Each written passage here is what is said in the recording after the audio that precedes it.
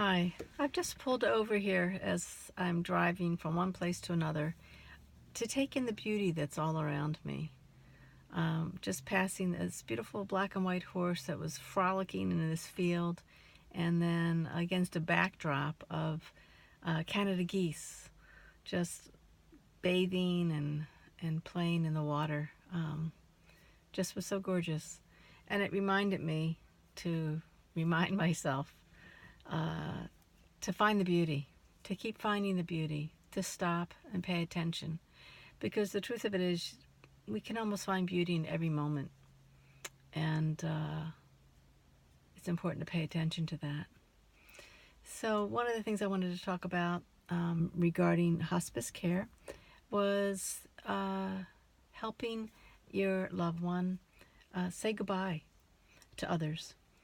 And one way you can do that is to ask them who they're thinking about, and if people live out of town or aren't nearby, to use your phone, use her phone, use their phone to. I was going to stop that, but I'll continue.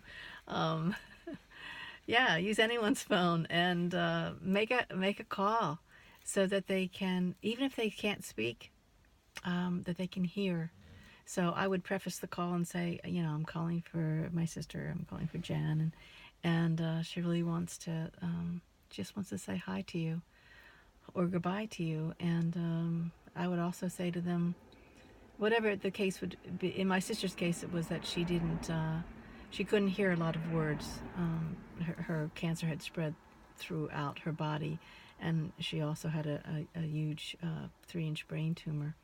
So it was affecting her processing, her ability to process information and words. So I would always say to people, use as few as words as possible and make them count. And that's just critically important. Make them count. So I would we did that. We did that often. Just in conversation, she would just mention something that was on her mind, and then I would say, do you want to call them? Do you want me to call them for you? And it was lovely. And even if her words were just what I typically would hear her say, would be like, I love you too. Thank you. I love you too. And maybe someone would just say, oh, um, whatever they might tell her.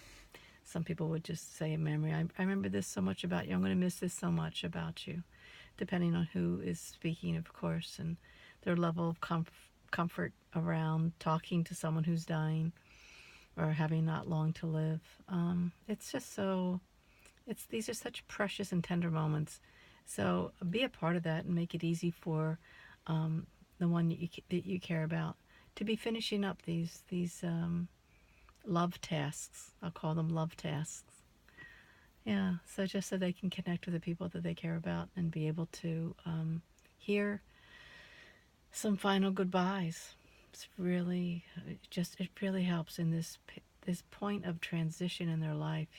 It's with my sister. It came very quickly from diagnosis to a day of death was only 8 weeks.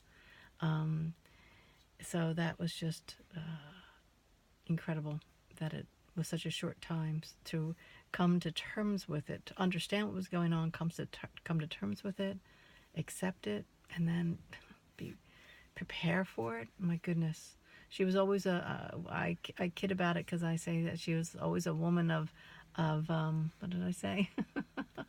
Efficiency. She's a highly efficient person, and boy, she left the same way she lived her life. She was really efficient. She really was. She lived her life fully up to 3 weeks before she was diagnosed.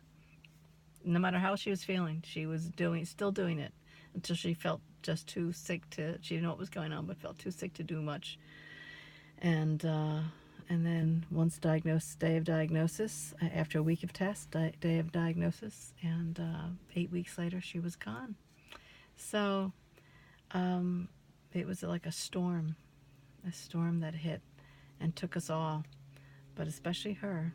So make it matter. Make your words count. Help her make, or whomever you love, make their words count for other people as well.